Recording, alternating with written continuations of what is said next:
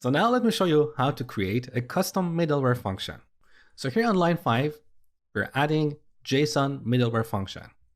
After that, we're going to call app.use.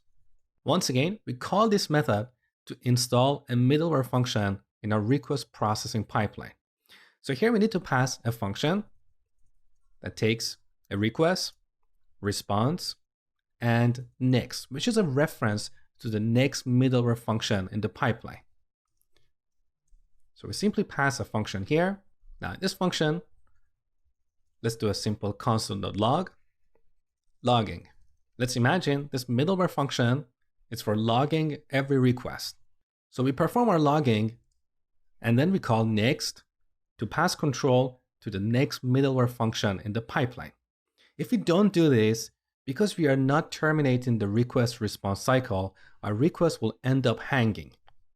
Let me show you what happens. So I'm going to comment out this line, save.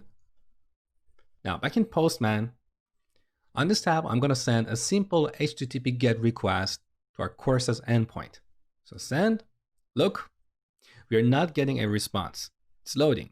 And if you look in the console, you can see our logging message. So this indicates that our middleware function was executed successfully, but because we did not pass control to another middleware function to terminate the request response cycle, our requests end up hanging there. So let's bring this line back in. We can also create another middleware function for performing authentication.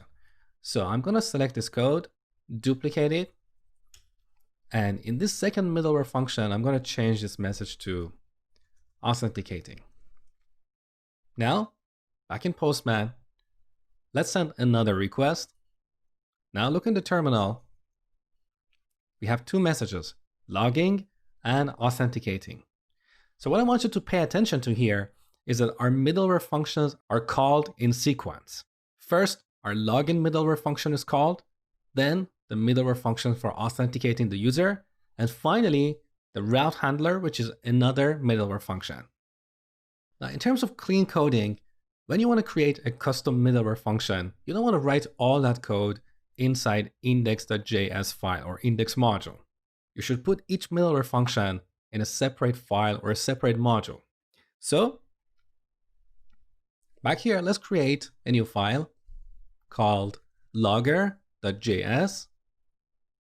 Now, back in index.js, let's grab this middleware function here, cut it, and back in logger.js, we paste that here.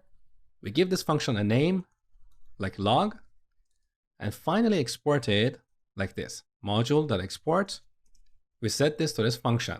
So this module exports a single function, okay?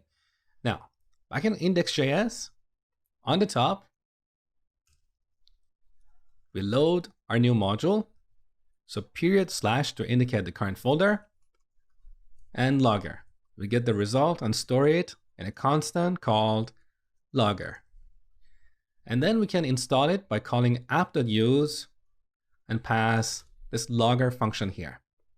Now you understand exactly what this line means. So when we call express.json, it returns a function, a middleware function that has 3 parameters, request, response, and next. That middleware function parses the request body, and if there is a JSON object, it will set request.body, and then it will pass control to the next middleware function, okay? So let me delete this comment. Back in index.js, so this is how we define a custom middleware function in a separate module, import it here, and then install it by calling app.use. We could use the same technique for the second middleware function, but I'm going to leave that to you as an exercise.